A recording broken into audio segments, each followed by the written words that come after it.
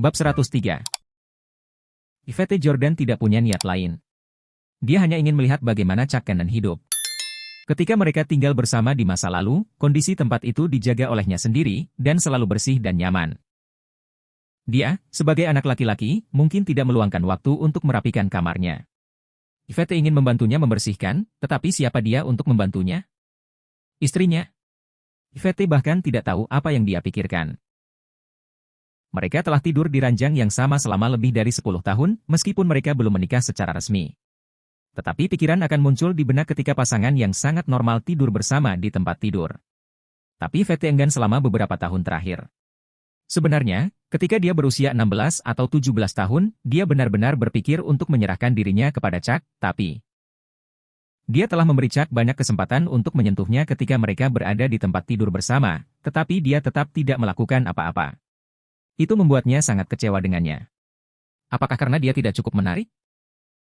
Saat itu, Yvette benci tidur dengan Chuck di ranjang yang sama.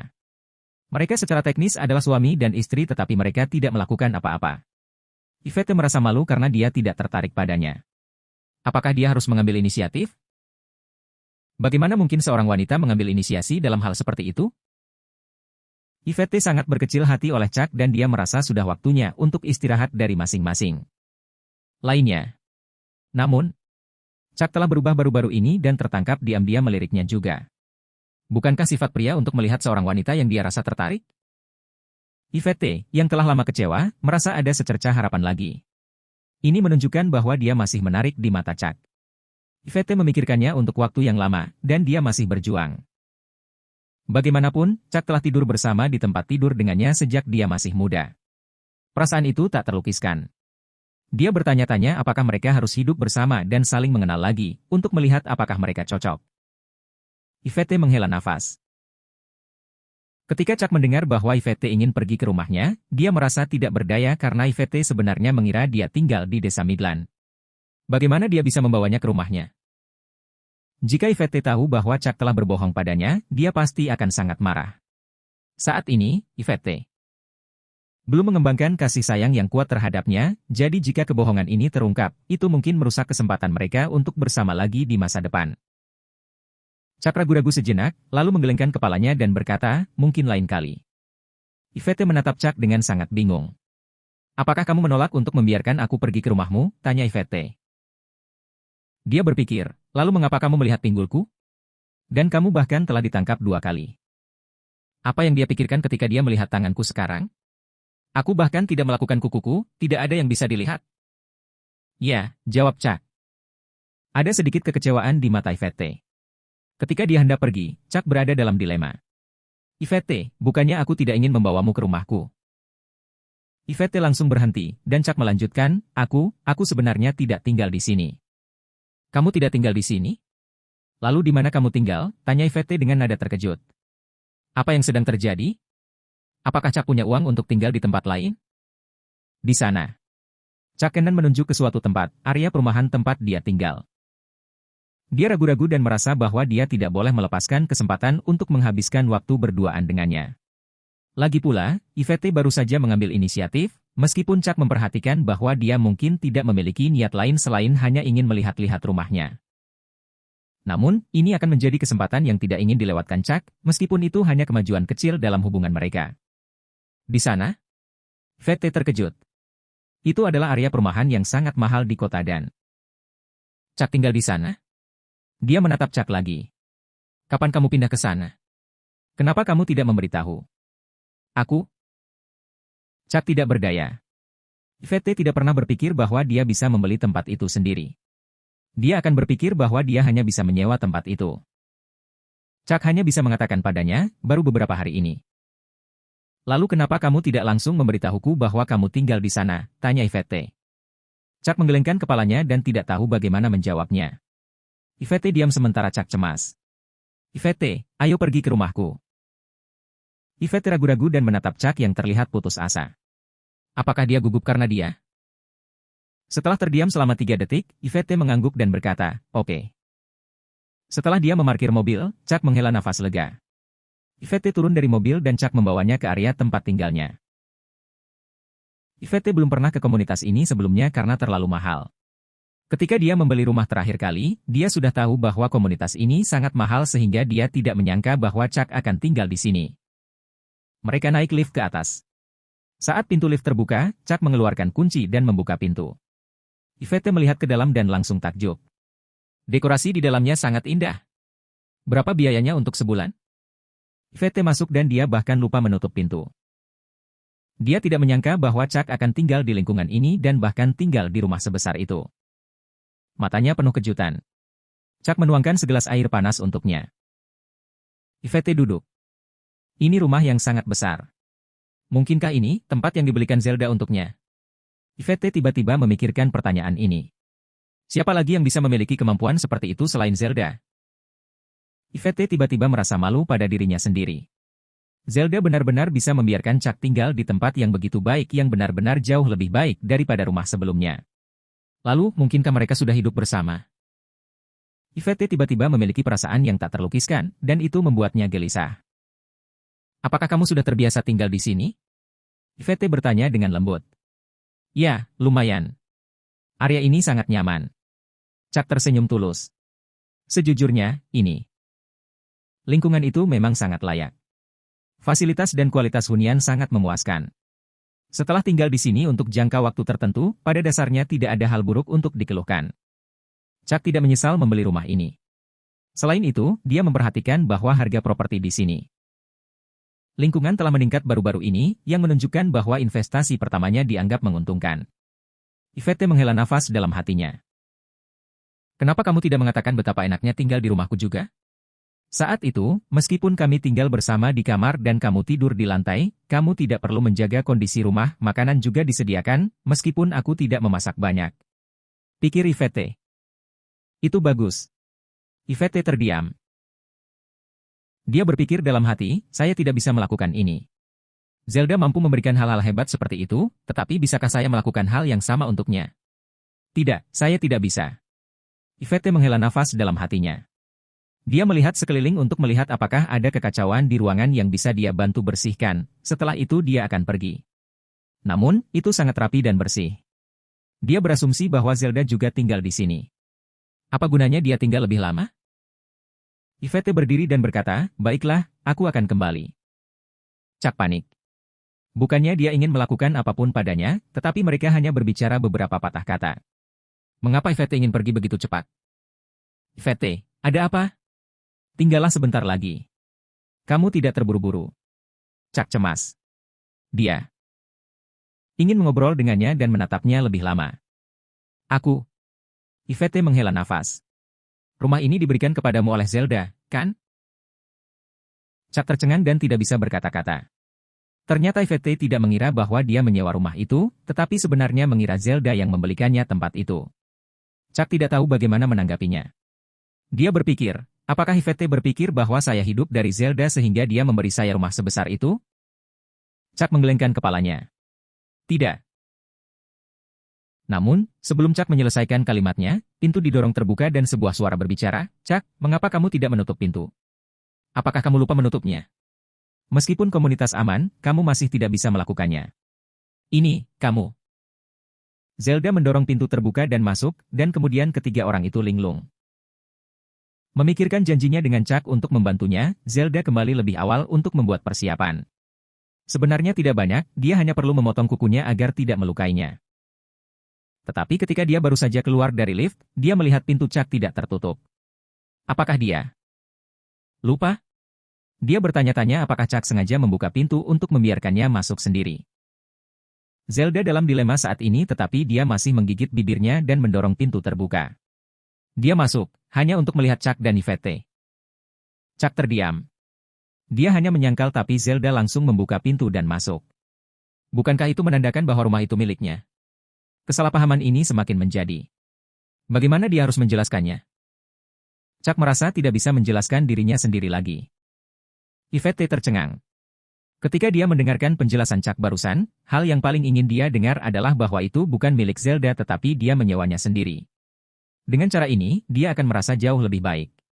Tapi, Zelda baru saja masuk dengan santai, bagaimana mungkin tempat ini bukan miliknya? Yvette menghela nafas. Mereka berdua akhirnya bersama. Kalau tidak, Chuck tidak akan tinggal di daerah perumahan yang bagus, dan Zelda tidak akan ada di sini. Bab 104. Ruangan itu hening selama beberapa detik. Chuck Cannon ingin menjelaskan untuk mengakhiri. Suasana canggung, tetapi VT Jordan menghela nafas dan berkata, kalian bersenang-senanglah. Aku pergi. Kembali. Dia merasa tertekan. Zelda Maine tinggal di sini, dan dia baru saja pulang. Apa gunanya dia terus tinggal di sini? Saat dia berjalan keluar, Chuck mengejarnya dengan cemas. Zelda, yang berdiri di pintu, menggelengkan kepalanya dan tersenyum pahit setelah beberapa saat hening. Apa aku datang di waktu yang salah? Tapi aku tidak bermaksud begitu, aku datang untuk membantumu, tapi... Zelda berpikir dalam hati dengan sedih. Zelda merasa kosong. Begitu Yvette pergi, Chuck mengejarnya seperti saat dia berada di tempat parkir. Yvette, rumah ini. Chuck mengikutinya keluar. Namun, Yvette sudah menekan tombol lift dan lift perlahan naik. Berhenti. Masuk dan mengobrollah dengannya. Aku tidak akan mengganggumu lagi. Aku akan kembali, kata Yvette. Tidak ada tanda-tanda menyalahkan, tetapi hanya kekecewaan dalam nada suaranya. Chuck berkata tanpa daya, Yvette. Kembalilah, aku akan turun sendiri. Aku akan pergi ke Central City besok. Kata Yvette. Yvette mengatakan bahwa orang-orang yang dia panggil sore ini sama terkenalnya dengan Darrell Mead. Salah satunya adalah teman sekelas Yvette, seorang karyawan perusahaan pelatihan yang dia lihat di obrolan grup kampus. Teman sekelas ini mengundang Yvette ke perusahaannya di Central City agar mereka bisa bertukar pikiran. Awalnya dia ragu, tapi hari ini, barusan, dia tidak tahu kenapa tapi tiba-tiba dia merasa ingin pergi jalan-jalan. Kamu akan pergi ke Central City? Chuck terkejut. Mengapa dia pergi ke Central City? Ya, aku ingin menghasilkan uang, kata Yvette. Apakah itu untuk perusahaan? Harus. Chuck berada di perusahaan Yvette sepanjang sore dan dia melihat Yvette selalu menelepon. Dia benar-benar rajin. Jika Anda menginginkan uang, saya dapat memberikannya kepada Anda. Berapa banyak yang Anda butuhkan? Tanya Chuck. Aku tidak menginginkan uangmu, jangan. Yvette menggelengkan kepalanya sambil merasa sedikit tersentuh, tapi dia tidak mengatakan apa yang ada padanya. Pikiran, uangmu dari Zelda. Aku tidak mau. Ini uang saya, Chuck menekankan, karena dia pikir Yvette salah paham lagi. Yvette tergerak. Apakah dia berencana untuk memberinya uang yang dia peroleh dari pekerjaan paruh waktu? Simpan uangnya. Jangan sia-siakan, pikir Yvette. Aku juga tidak menginginkannya. Simpanlah untuk dirimu sendiri. Yvette menggelengkan kepalanya. Chuck tidak tahu harus berbuat apa lagi. Aku akan kembali setelah 3 hari. Kamu harus belajar keras hari ini karena ujianmu. Segera hadir.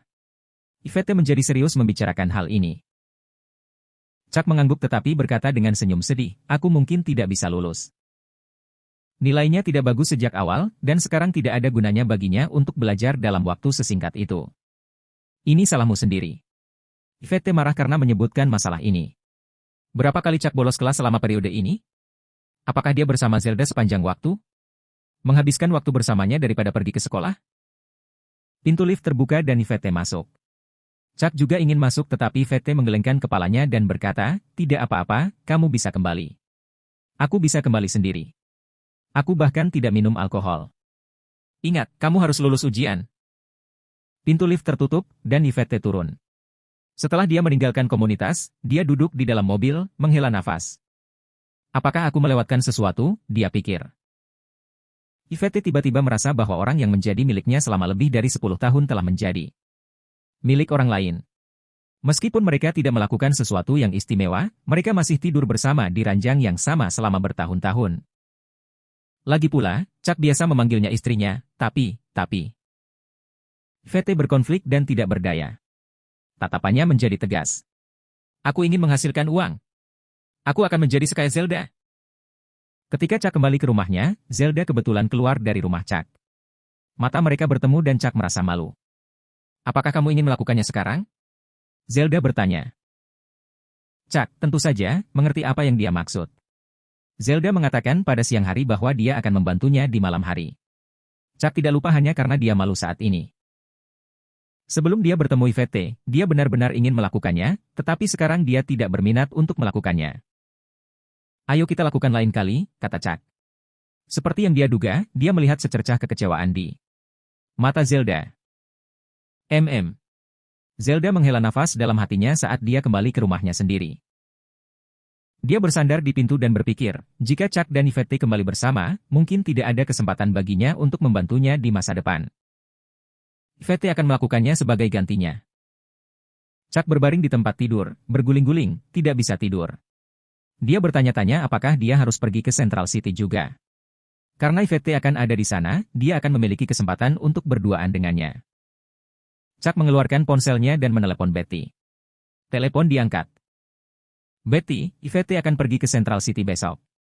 Bisakah kamu membantuku mengawasinya? Di mana? Oke, Tuan Muda, jangan khawatir. Saya akan memperhatikannya. Tuan Muda, apakah Anda perlu yang pertama? Tiket kelas ke Central City besok, tanya Betty. Chuck ragu-ragu dan tidak bisa mengambil keputusan. Mari kita bicarakan besok, jawabnya.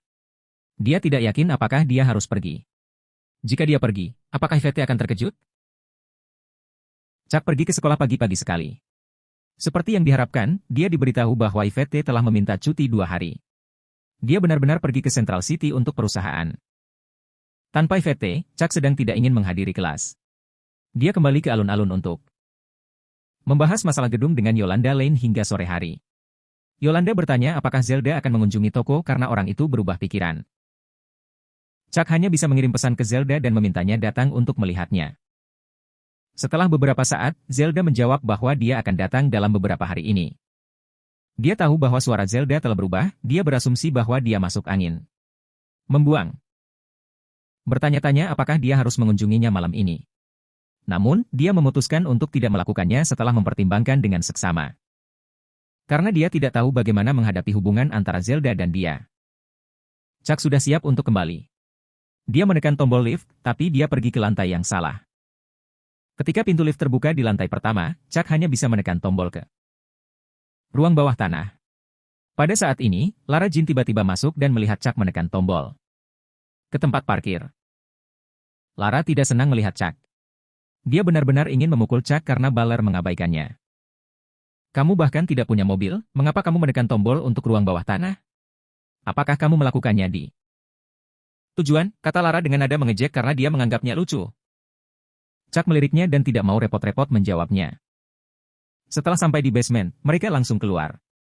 Lara meremehkannya, berhentilah berpura-pura, aku tahu kamu tidak punya mobil. Kamu masih harus kembali seperti anjing dan naik lift kembali. Lara menekan lantai 3 dengan marah karena dia seharusnya pergi menemui Yolanda. Melihat Chuck keluar, dia masuk ke dalam lift lagi.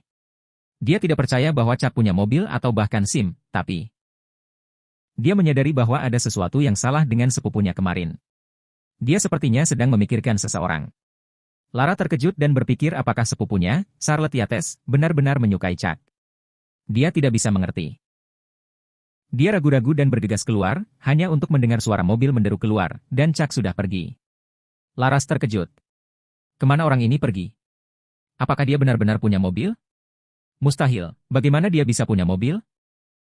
Lara mengejek dengan angkuh dan berpikir, Chuck pasti meminjam mobil Yolanda.